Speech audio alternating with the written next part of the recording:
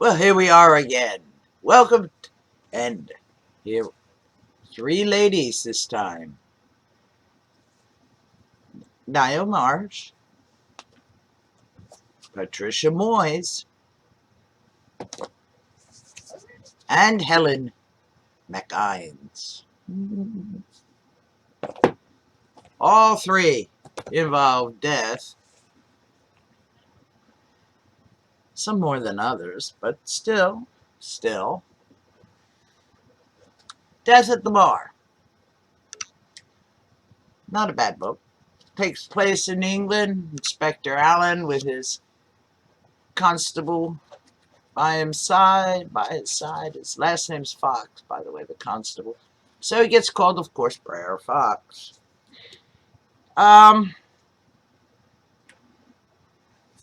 Not a real difficult book. No wit, no humor, but then, of course, Inspector Allen is not exactly a sparkling sort of personality, one would say. Not known for his wit. Not really. But the problem is, it's obvious from the start who committed the murder. The only question, of course, is how and to get some proof. So, no major exercise there required. This one, more amusing, I have to admit, much more amusing. Murder a la mode. Now, this one, indeed, has sparkle all over the place. And whereas in the first one, a lawyer gets killed, who nobody regrets, of course, because, but still, masculine vanity is all very well in its place, but it's not terribly attractive. This one, however, just reeks women all over the place. Of course, the inspector has such a wonderful time. Miss Chief, Superintendent, no less. Tibbet has a tough time, but yes, he knows it's murder. Same murder method in both of these, by the way. Death by cyanide. I mean, so easy to kill somebody with cyanide, it's ridiculous.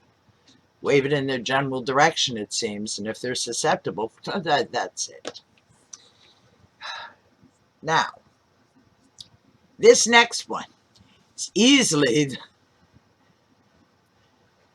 the best written of the three. Helen MacInnes. Now, there are deaths alluded to, but the death talked about in this is death of the spirit. The man's wife is kidnapped by the Nazis. Now, he's an English professor, and of course you know from all the reading, an English professor is not someone you want to mess with. Especially not when he's helped with someone from MI5 and someone from the CIA. Apparently, Americans are maniacal drivers, according to European standards. I don't know. Have they been to Italy recently?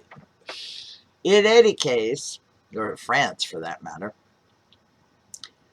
not that my showmanship in France was particularly appreciated, as I recall at the time.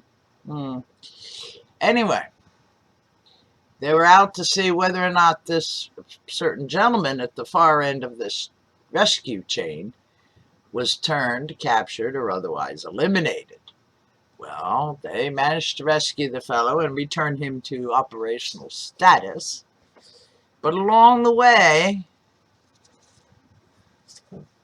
a previous acquaintance turned out to be less intelligent than they had hoped. Still, for the sheer depth of character, the sheer tension, the sheer spirit of the times, as it were, because it was written in the mists of war at the time, And as she explains in her introduction, she became well aware of the fact that anything she wrote was scrutinized by the Nazis at that time for whatever hints they could glean from them. Yes, this is a book that is preceded by an introduction by the author. Just so as you know, I recommend that you read the introduction. It explains why she wrote the book quite well, I think. Still, yes, there is a murder. Murder implied, murder of a dog, murder of a Nazi. Mind you, the Nazi was after their blood at the time, so, you know, it's self-defense. Same thing with the dog. It was self-defense as well. It was an attack dog. I mean, really. In any case, if you think this is bad, this quarantine, it seems to go on forever, and if lockdown's getting you down, think about how if you don't know if your neighbor isn't spying on you.